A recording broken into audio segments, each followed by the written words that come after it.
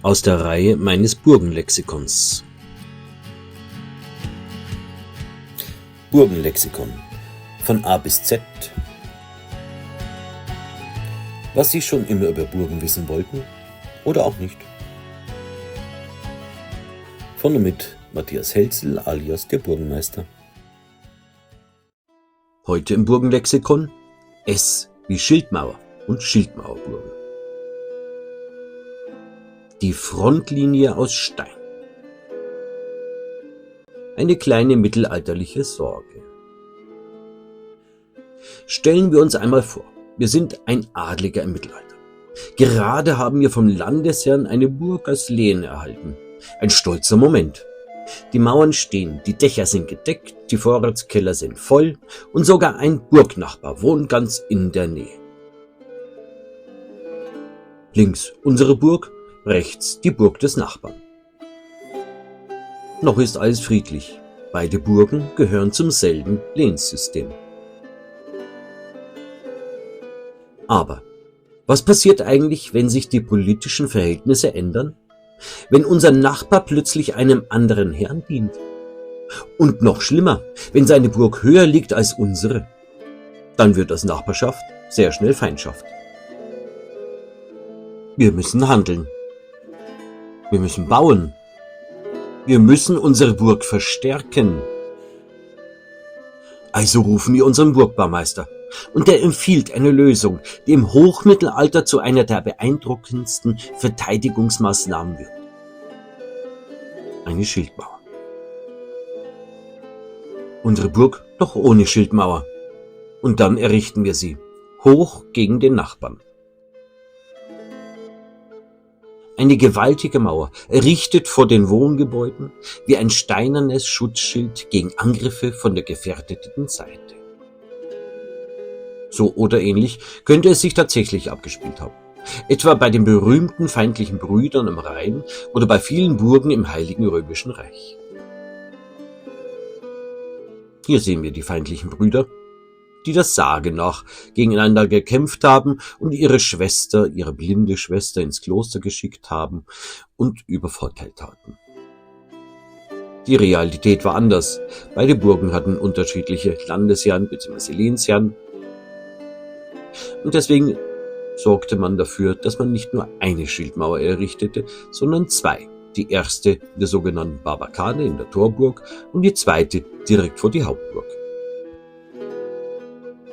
Besonders bei Sporn- und Hangburgen, bei denen das Gelände zur Angriffsseite hin ansteigt, entstand ab dem späten 12. Jahrhundert eine neue Verteidigungsidee.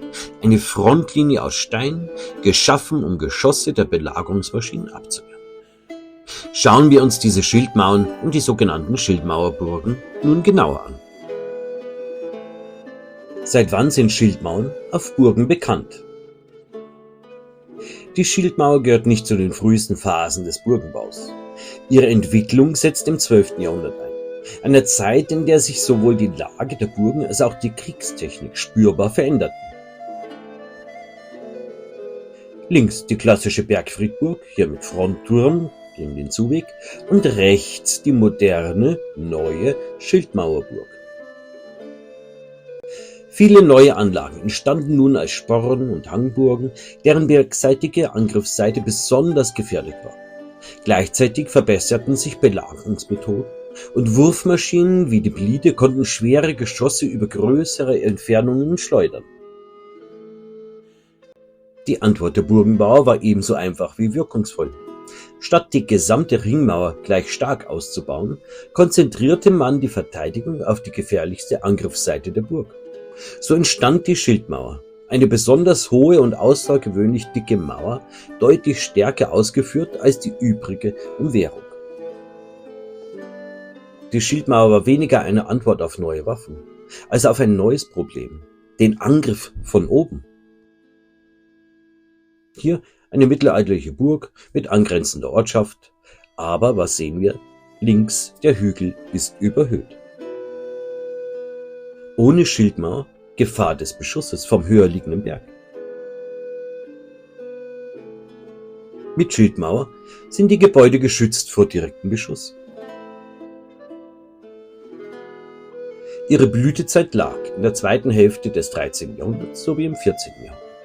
Vor allem in Südwestdeutschland, im Mittelrheingebiet, im Elsass und in der Pfalz. Hier entstanden zahlreiche sogenannte Schildmauerburgen. Hier die Burg Blankenhorn in Baden-Württemberg, eine klassische Schildmauerburg aus der Zeit um 1220, 1230.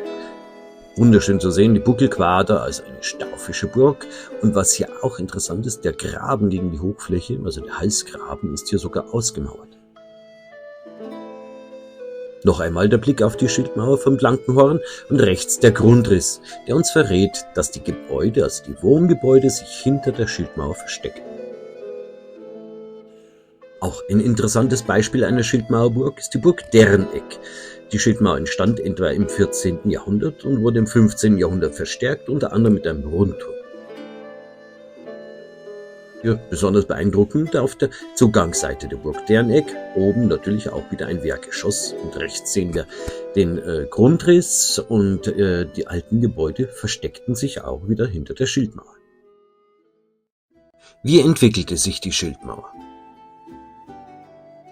Anfangs wurden lediglich gefährdete Abschnitte der Ringmauer verstärkt. Sehr gut zu erkennen bei der Burg Schartig am Neckar, also der Burg Schwalbennest. Rechts sehen wir im Grundriss die Verstärkung der Ringmauer, dahinter stand auch wieder im Prinzip der Palast. Doch bald entwickelte sich daraus ein eigenständiges Bauwerk. Typische Merkmale einer Schildmauer: Mauerstärken meist 2 bis 4 Meter, vereinzelt bis 5 Meter, extrem sogar bis 12 Meter. Höhen von 20 bis 30 Metern. Massive, kaum durchbrochene Wandflächen. Zinnen und ein Wehrgang auf der Mauerkrone. Im Gegensatz zu anderen Mauern verzichtete man meist auf viele Öffnungen oder Räume im Inneren. Jede Schwächung hätte die Stabilität gefährdet. Rechts die Schildmauer der Burg Amlishagen. Man sieht unten gar keine Öffnungen, keine Räume, keine Durchgänge. Oben dafür 2 Wehrgänge. Formen konnten variieren. Gerade Quermauern, stumpfwinklige Anlagen oder mehrfach gewinkelte Schildlinien. Manchmal zog sich die Mauer sogar über mehrere Seiten der Burg. Interessant ist auch die Beziehung zum Bergfried. Manchmal stand er mittig in der Schildmauer, manchmal flankierend daneben oder ersetzte die Schildmauer den Bergfried sogar vollständig. Denn ihre gewaltige Masse erfüllte bereits viele seiner Schutzfunktionen. Wie hier etwa bei der Burg Liebenzell in Bad Liebenzell im Schwarzwald. Links die monumentale Front der Burg Liebenzell mit dem integrierten Bergfried, etwa genau in der Mitte, gegen die Hochfläche wieder. Rechts sehen wir im Grundriss die Verstärkung der Schildmauer, den Bergfried, und dahinter lehnen sich wieder die Wohngebäude an. Warum hat nicht jede Burg eine Schildmauer? Eine Schildmauer war keine Standardlösung, sondern eine Antwort auf ein konkretes Problem. Sie wurde vor allem dort gebaut, wo das Gelände zur Angriffsseite hin höher lag, ein Bergsporn anstieg oder Beschuss aus erhöhter Position drohte. Lag eine Burg hingegen auf einem isolierten Felskegel oder im flachen Gelände, genügte meist eine normale Ringmauer, wie rechts hier bei der Burg Steinsberg zu sehen. Hinzu kam ein entscheidender Faktor: Kosten. Eine Schildmauer war ein gigantisches Bauprojekt. Tausende Tonnen Stein mussten bewegt werden. Deshalb entschieden sich viele Burgherren nur dann dafür, wenn es strategisch wirklich notwendig war. Die Schildmauer im Zeitalter der Kanone. Mit dem Aufkommen der Feuerwaffen im 15. und 16. Jahrhundert begann eine zweite Bauphase. Viele Schildmauern wurden nun zu regelrechten Geschützplattformen umgebaut. Einbau von Kasematten, Kanonenschachten, Pulverkammern, verstärkte Mauerdicken und Rondelle und Bastionen. Auf den oberen Plattformen standen leichte Kanonen, sogenannte Schlangengeschütze mit großer Reichweite. Die Schildmauer wurde damit vom passiven Schutzschild zum aktiven Waffenträger. Und so könnte so eine Geschützkammer ausgesehen haben, mit einer der ersten Kanonen. Beispiele von Schildmauerburgen. Besonders viele Beispiele finden wir heute noch in Südwestdeutschland. Klassische Beispiele von Burgen ohne Bergfried, bei denen die Schildmauer selbst die Hauptverteidigung bildete. Burg Stolzenegg am Neckar. Die Burg Stolzenegg wurde vermutlich um das Jahr 1200 als Reichsburg gegründet.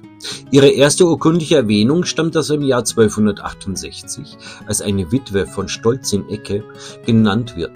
Bereits wenige Jahre später, 1284, erwarb Pfalzgraf Ludwig II. Die Burg, womit sie dauerhaft in den Einflussbereich der Kurpfalz gelangte. In den folgenden Jahrhunderten wurde Stolzenegg als kurpfälzisches Lehen an verschiedene Adelsfamilien vergeben. 1418 fiel die Burg kurzzeitig direkt an die Kurpfalz zurück, bevor sie erneut verlehnt wurde. Trotz ihrer strategisch günstigen Lage über dem Neckar blieb ihre wirtschaftliche Bedeutung eher gering. Zur Burg gehörten nur kleinere Ländereien, Fischrechte und der kleine Burgweiler Krösselbach. Wahrscheinlich wurde Stolzenegg im Pfälzisch-Bayerischen Erbfolgekrieg 1504 beschädigt. Hinweise darauf liefert ein Vergleich aus dem Jahr 1509 über benötigtes Bauholz zum Wiederaufbau. Doch langfristig verlor die Anlage an Bedeutung. Hier sehen wir auf einer möglichen Rekonstruktion die Burg Stolzenegg um das Jahr 1500. Nach dem Tod des letzten Lehensträger Hans von Frauenberg im Jahr 1611 wurde die Burg als baufällig beschrieben.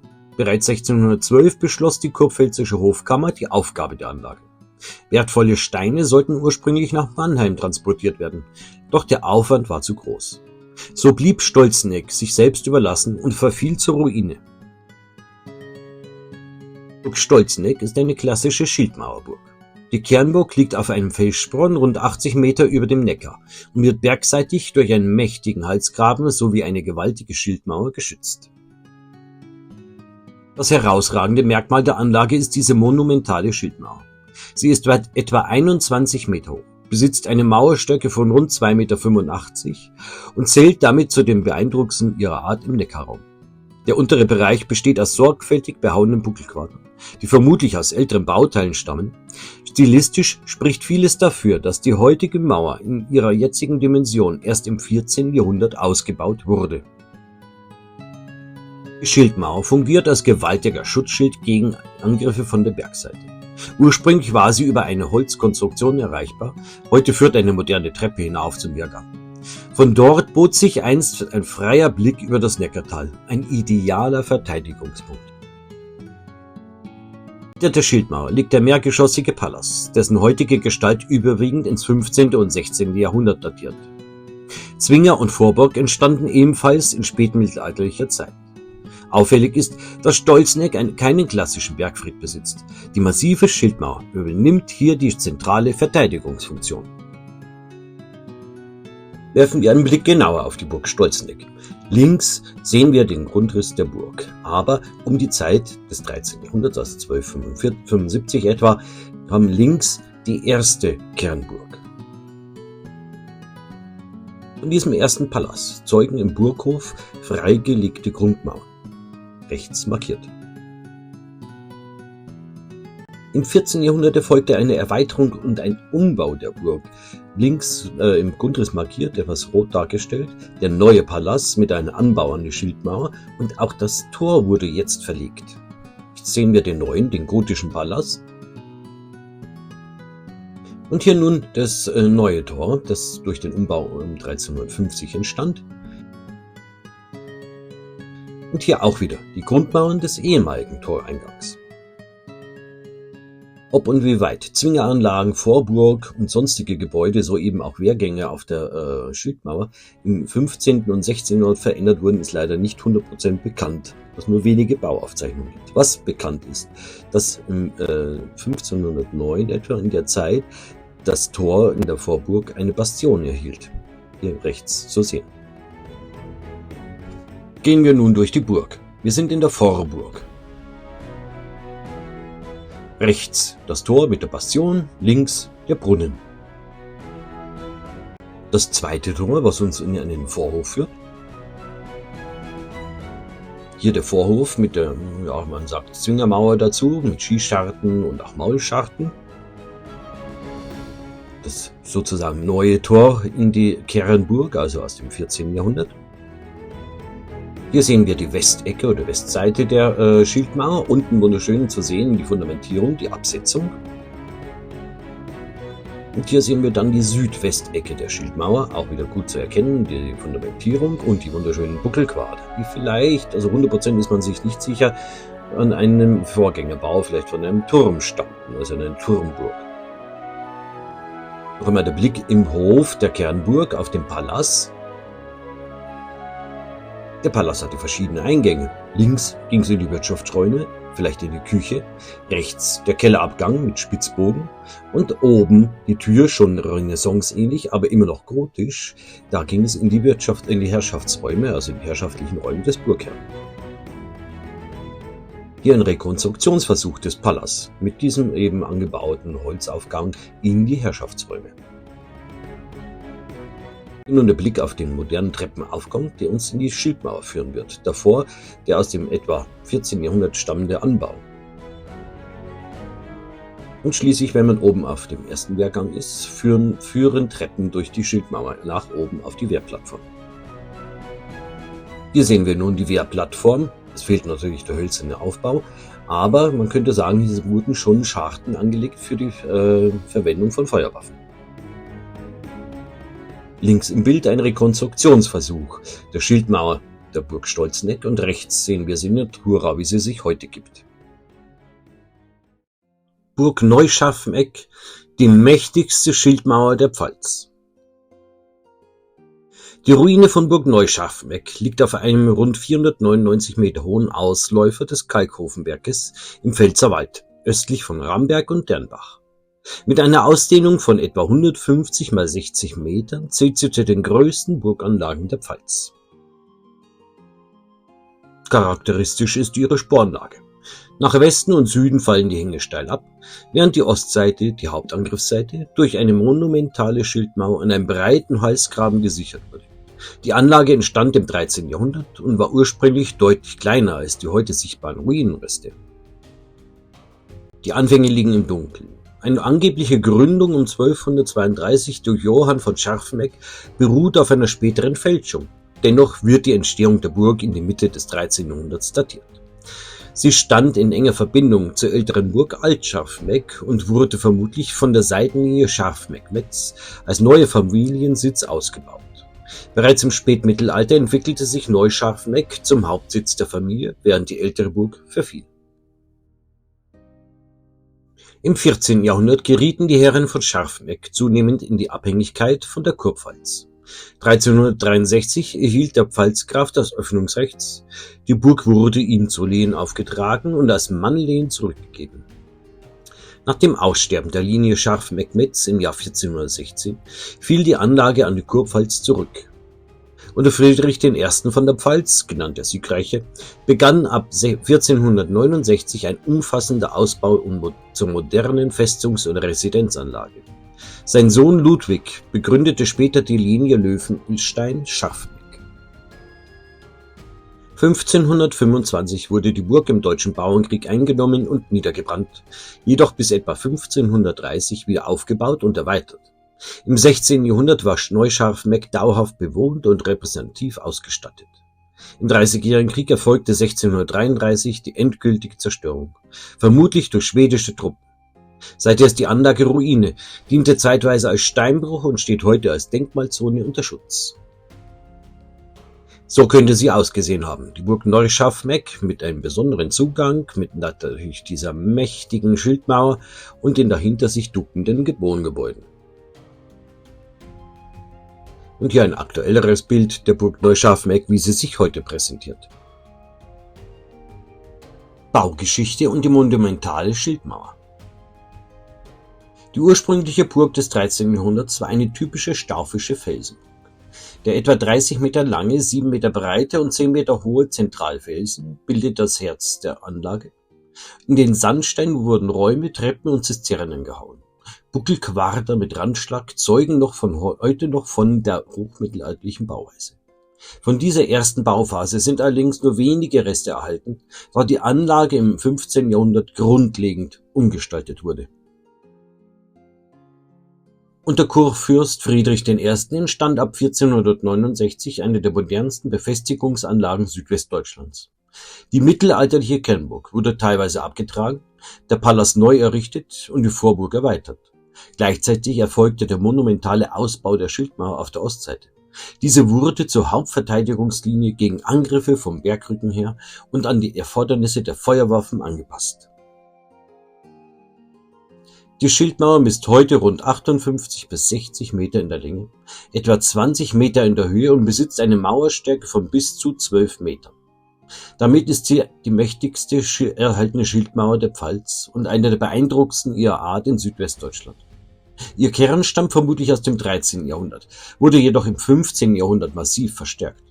Nördlich und südlich schließen sich rondellartige abgeschrägte Anbauten an.